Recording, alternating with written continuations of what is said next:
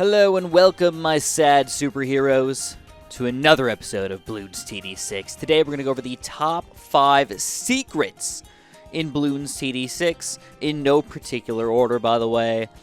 Number 5 is the hidden monkeys in the user interface of the opening screen right here. There's quite a few hidden things, if you haven't noticed. For example, right now it's 3:56 for me. 3:56. The clock actually does change based on your time on your computer or on your device, which is really cool. Next, you've got a bunch of secret monkeys kind of hidden all over the home screen here. You've probably seen some of them. There's the ninja there. There's the dart monkey hiding behind this guy. There's the monkey ace that swings through as you click this guy and swirls it around. You've got the cannons, which shoot cannonballs back, or a cannonball back and forth. You can kind of make it last forever if you really feel like it. You've got the boomerang. May have missed that one, but there's one that's more secretive than all of the rest. Now, if you click all of the screen, you try and look forever, man. It's going to be very difficult to find this one because you're just looking all on the main screen here where all the other monkeys have been. Maybe you click at the daily reward. What about all the way in the bottom corner down here? The submarine. So there was one extra specially hidden little submarine down in the bottom right corner here, guys. Those are some secret monkeys hidden in the game. There's going to be more and more secrets to come. Number 4. Hidden achievements. There are 4, maybe 5 hidden achievements, depending on how you look at it, in the game. Obviously, they tell us about all the achievements and what we need to do to unlock these guys, but there's 4 that they did not tell us about that you have to randomly stumble upon or find based on using someone's videos or notes that they found it on the internet. This one is kind of like a combo here. What you have to do is you have to it should be set for M for mini when it should be W for Wumbo. That's getting 1 million or at least 900,000 pops using your Bloon Master Alchemist Man, and Bloonicle Boy. Get it? Yeah. 1 million pops before round 100, but then also this other one can kind of be combined into it. Get 1 billion damage with your Bloon Master Alchemist. All in a single game. These are both very difficult to actually make happen, and as you can plainly see on the screen, it's not exactly something that we're like trying to do in most normal games. It would actually be difficult to stumble upon this. This is going to give us another secret for later on. Bill Gates, kind of like Bill Great. Bill Gates. Bill Gates. Yeah, sorry. I suck at that, don't I? Send $500,000 to an ally in a co-op in one go. So what you have to do is you save up about roughly $3 million or so, something like that. It's actually more than $500,000 because you can't send it all in one go. You can only send a percentage of your money. But $500,000 is the max that you could send out at one time. You have to send it all in one instantaneous send to your co-op friend. And then he's going to send it back to you, and you guys can both get that delicious achievement. The third achievement in the game is Pat likes big balloons. Pat likes hugging big balloons even more than usual. Oh, Pat, you silly, silly goose over there. To get this achievement, what you have to do is you have to use Pat in 10 games and beat him. What you can do is very easily use him on either Deflation or on Easy and just beat 10 games really quick. It can even be on the same map over and over again. It does not have to be unique maps, but it is something you might want to keep in mind while trying to unlock all these hidden achievements, but it also does unlock another secret for later on, which we're going to talk about later. And the last one, which I actually have not completed yet, believe it or not, but I do know about it, is to beat Chimps Mode using only 2 towers. Now, in Chimps Mode, keep in mind, guys, you cannot buy and sell and rebuy towers, so you have to understand, going into this, that you're only going to be able to use 2 towers the entire time, and that includes your hero. The hero includes his tower, so really 2 towers in total. It's very, very difficult to pull off. But one of the main strategies is to use either a middle path or a top path wizard with of course, the heli pilot. You're probably going to need an Apache Prime here, guys. Apache Prime is one of the best towers in the game, but because you have to rely on your camo detection in the Apache Prime, it gets a little bit more crazy than usual. And actually one of the most difficult hidden achievements in the game to unlock. Secret number 3. To unlock secret number 3, it's something we've already talked about. It incorporates the hidden achievements. You have to make sure that Pat Fusty wins 10 games randomly anywhere. And then you have to make sure that you also get 1 million pops with your Bloon Master Alchemist, and that will unlock these special areas. You go to the settings over here, which is kind of odd. You go over to extras, this big yellow balloon right here, and you can turn on big balloons or small balloons. Or at the same time, I don't know what happens. But we're going to test out big balloons first, and we'll go back and we'll do small balloons, and maybe I'll just test them out at the same time here.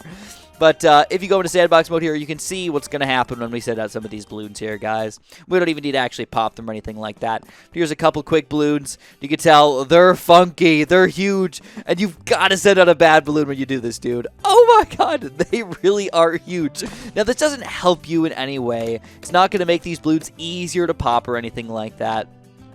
They still have the same footprint as before, so it doesn't make them easier to hit with a cannon or something like that, but it's still a very, very fun thing to have happen to your game here, guys. Big balloons are obviously absolutely insane. The bad balloon takes up like 40% of the screen here, which is just absolutely insane.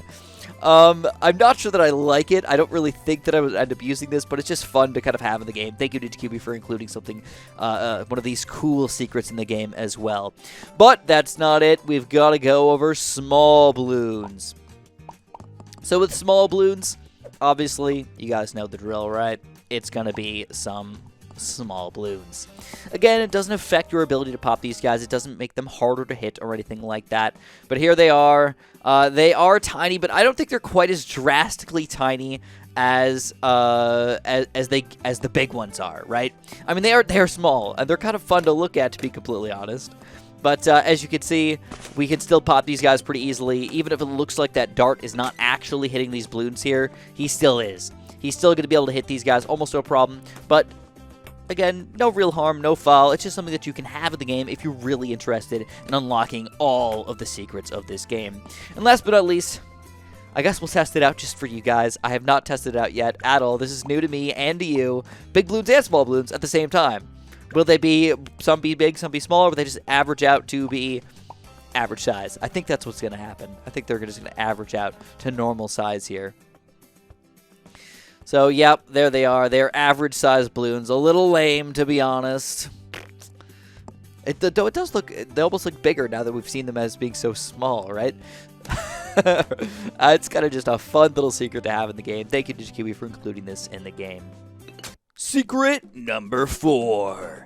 Secret number 4 is all of the random things that Ninja Kiwi has hidden throughout the game and all of their individual maps. Not every single map has a bunch of different secrets, but this one in particular has quite a few of them. We're going to go through some of them, not all of them though, at least most of them hopefully.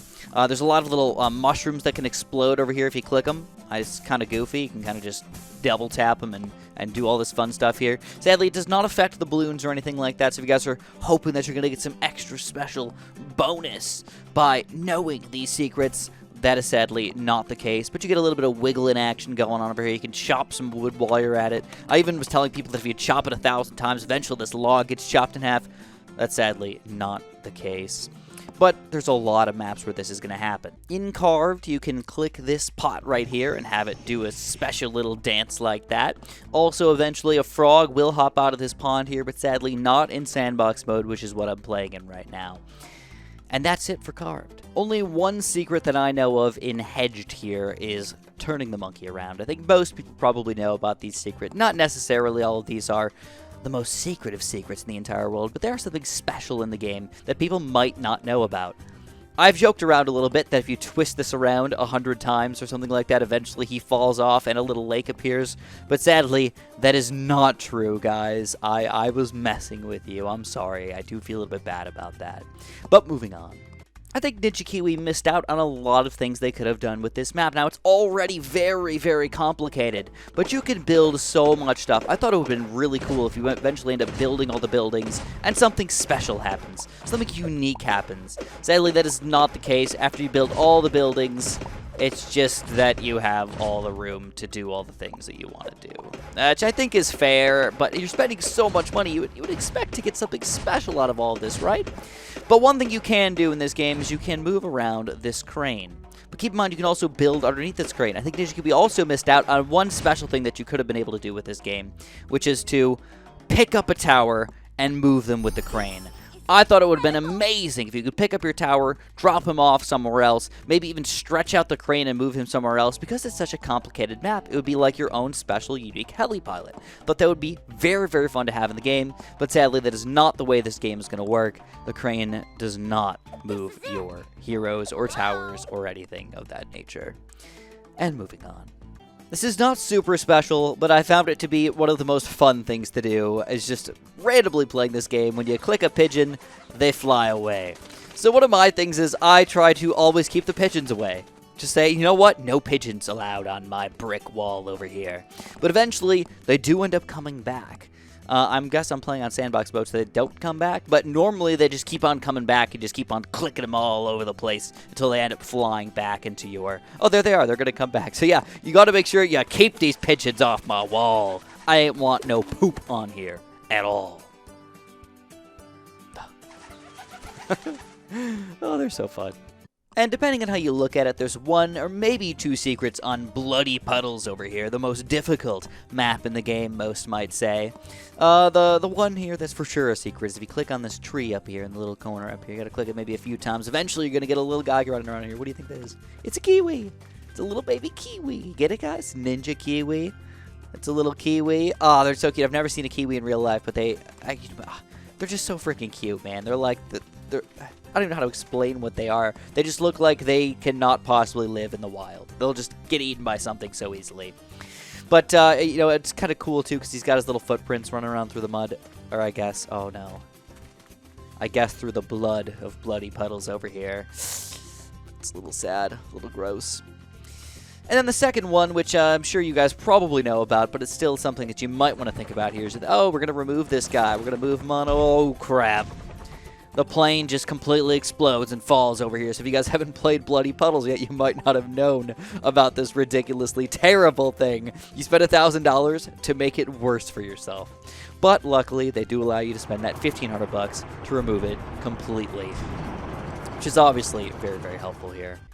Now, I may have missed a few clickable secrets in this game, but I think I got the majority of them. And one of the last ones in here is on the Underground Railway. The bats. Similar to the pigeons, saved them for last. If you click the bats, they're going to fly away. Eventually, they do come back.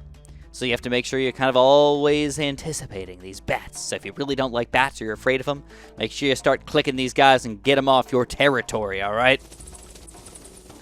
But for some reason, these aren't even getting clicked all that easily. Maybe I was missing them. Maybe I was clicking bad. I don't know. But this is the fourth secret in the game, and I'm actually really glad that Ninja put these in here. I generally enjoyed these random secrets, trying to find them and do weird things with them. But I feel like we could have always done more.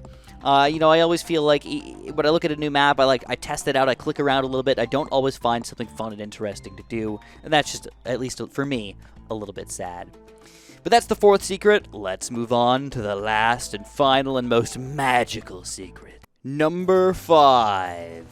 Quite possibly the most difficult to figure out, but also the most well-known secret in Bloons TD 6 is the Vengeful Temple. Today I'm going to show you guys how to build him really quick, just in case you were unaware. It's actually quite simple once you get down to it, but figuring all this stuff out was not easy, and that's why it's such a mysterious secret. Even today, if you ask an average Bloons Tower Defense 6 player, how do you get not just a Vengeful Temple, but a maximum Vengeful Temple, they probably don't know the exact formula. I just kind of build stuff, and things just sort of happen.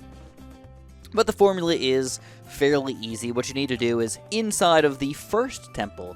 Oh, and they might even know how it works. So you can actually get different max Vengeful Temples if you're interested.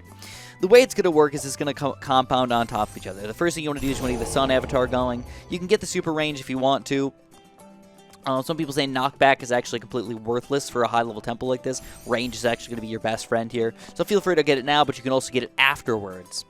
But the way you're going to do is you're going to make 50k worth of support, magic, military, and primary into the Vengeful, but into the temple itself, the fourth tier, you get to pick 3 out of the 4. right? So you can kind of decide which ones you want to go for. Most people usually go for a support, military primary. Some people go for the magic. It's kind of up to you on which one you like the best. I personally like this one the best, so that's what I'm gonna be going for. But all you want to do is you want to make sure you're spending at least $50,000 in each of these different categories here. So I'm gonna spend at least $50,000 by overkilling it quite a bit. I think the boomerang is actually will be enough here. Perfect. Get a Moab domination over 50k, and that's it. That's gonna give us the max Sun Temple. All right, but to get to the Vengeful, you have to do it all over again. You're going to need roughly $1 million to make all this happen, guys. Roughly. I mean, not quite this on easy, but onto other game modes, it's going to be expensive, right? Normally $500,000 to buy this guy. Now, though, you're going to keep in mind that all of our towers here are going to be cheaper because now we have a support temple aspect of this guy. So building the exact same things may not work here. And also, you're going to need all 4 towers for your Vengeful Temple here. So now we're going to go, I don't know, let's go for one of these guys. 40,000. Oh, actually, not enough. Wow, holy crap. All right. Should be good there.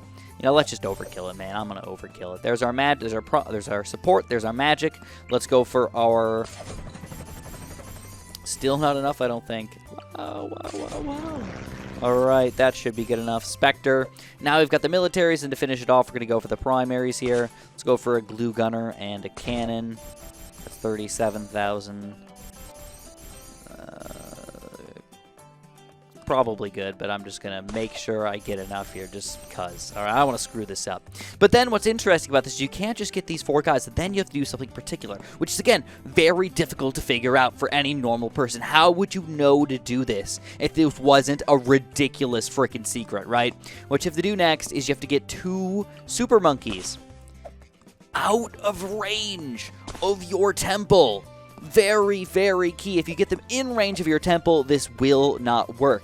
With these super monkeys, you have to upgrade them up to 1, 2, 3, 4, 5, middle path. Doesn't matter if you get the other upgrades, but I usually just do because I'm weird. And then the other guy's got to be bottom path, 5th here, which is, again, a very expensive upgrade here. And this is how you're going to do it, guys. So for the first temple itself, you want to get 3 out of the 4 guys on this side here. $50,000 worth of it sacrificed. Then for the Vengeful, or for the True Sun God, rather, you want to get 50k of all 4 of these sacrificed with 2 5th-tier super monkeys on the side over here. And then you're going to do this. Now, this will not work on sandbox mode, by the way, or at least it didn't last time I tried it. It'll only work on a regular game. So I actually had to earn all this money, play for the past like 20, 30 minutes to earn all this money here to make this happen for you guys. So we don't have enough money. Wonderful. All right. We don't have enough money. Remember when I always said I was going to overkill it? That was a bad idea. So we're going to be back in a couple minutes. And we're back. So I was clearly wrong. You need much more than $1 million. Excuse me on that, especially if you're going overkill and making sure that this is actually going to work here.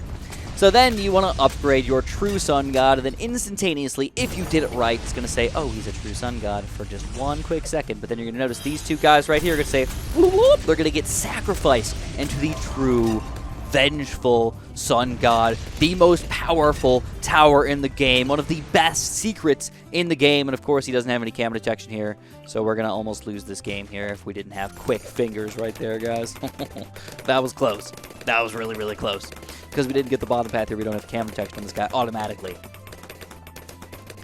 But of course, if you guys enjoyed my super secretive video here, make sure you press that like button for me. Make sure you subscribe. It took me quite a while to make this video, so hopefully you guys appreciated this one for me. And of course, have a super duper delicious day.